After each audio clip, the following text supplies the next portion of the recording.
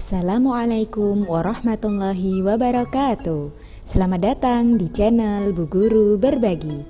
Hari ini Bu Guru ingin mengajak kalian untuk belajar materi organ pernapasan hewan.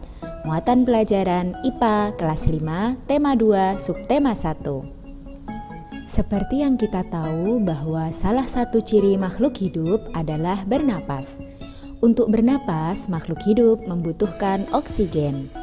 Bernapas adalah menghirup oksigen dan mengeluarkan karbon dioksida dan uap air melalui alat pernapasan. Pada materi ini, kita akan belajar tentang organ pernapasan pada hewan, yakni hewan mamalia, aves atau burung, ikan atau pisces, reptil, amfibi, cacing atau vermes, dan serangga atau insekta. Yang pertama, kita akan belajar tentang organ pernapasan mamalia. Seperti yang kita tahu, mamalia adalah jenis hewan yang menyusui anaknya. Di sini berdasarkan tempat hidupnya, mamalia dibedakan menjadi dua, yaitu mamalia darat dan mamalia air. Mamalia darat contohnya ada kucing, kuda, sapi, kerbau, dan lain-lain. Kemudian mamalia air ada paus, lumba-lumba, pesut, dan duyung. Alat pernapasan mamalia darat yaitu hidung, tenggorokan atau trakea, dan paru-paru. Jadi oksigen masuk melalui hidung, kemudian melewati tenggorokan atau trakea untuk selanjutnya menuju ke paru-paru. Begitu juga karbon dioksida dikeluarkan dari paru-paru, kemudian melalui tenggorokan atau trakea, kemudian dihembuskan melalui hidung. Pada mamalia air, organ pernapasannya hampir sama dengan mamalia darat. Perbedaannya hanya pada hidung dilengkapi dengan katup. Katup ini berfungsi untuk menutup lubang hidung saat mamalia air menyelam, supaya lubang hidung tidak dimasuki oleh air.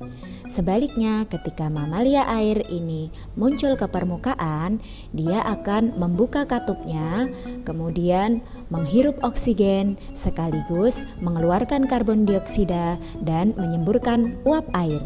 Maka kita sering melihat pada lumba-lumba ketika muncul ke permukaan, maka dia sekaligus menyemburkan uap air di bagian atas tubuhnya.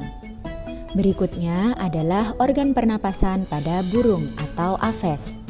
Burung memiliki alat pernapasan berupa paru-paru yang dilengkapi dengan kantong udara atau pundi-pundi udara. Fungsi kantong udara atau pundi-pundi udara adalah menyimpan udara saat terbang. Jadi, ketika burung tidak terbang, burung akan menghirup udara sebanyak-banyaknya. Kemudian, saat terbang, burung tidak akan menghirup udara, melainkan dia akan mengambil udara dari kantong udaranya.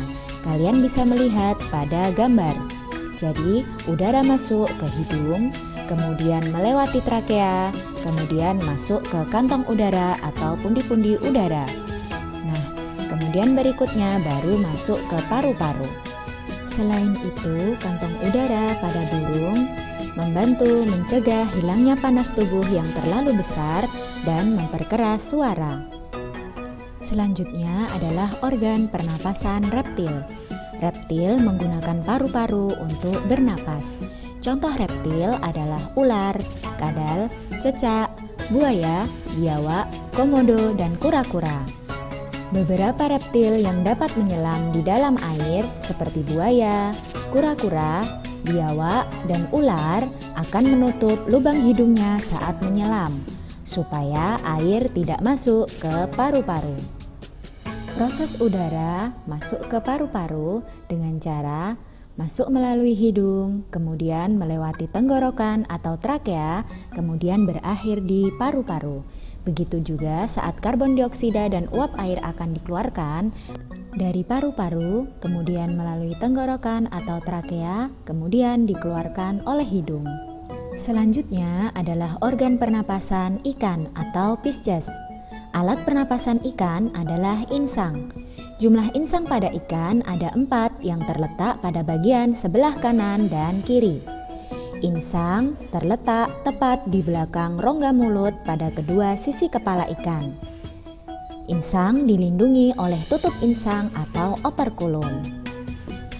Cara ikan bernapas adalah ketika menghirup oksigen yang terkandung di dalam air, itu ikan akan membuka mulutnya dan membiarkan aliran air yang mengandung oksigen itu masuk ke rongga mulutnya.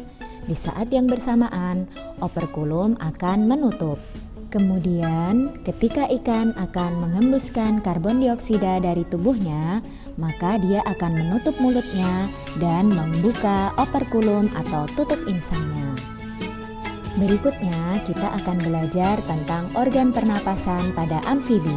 Seperti yang kita tahu, amfibi adalah hewan yang hidup di darat dan juga di air. Amfibi memiliki perbedaan alat pernapasan sesuai dengan tahapan perkembangan metamorfosisnya. Saat berudu, amfibi bernapas dengan insang. Kemudian saat sudah berubah menjadi katak, ia bernapas dengan paru-paru dan kulitnya. Kulit katak yang basah berfungsi untuk membantu penyerapan oksigen dari udara. Berikutnya adalah organ pernapasan pada cacing atau vermes. Cacing bernapas melalui permukaan kulitnya yang basah. Kulit basah pada cacing mempermudah penyerapan oksigen dari udara.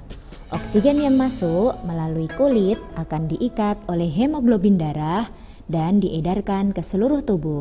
Kemudian karbon dioksida akan dikeluarkan juga melalui kulitnya. Kalian bisa melihat pada gambar bagaimana perputaran masuknya oksigen dan keluarnya karbon dioksida dari kulit cacing.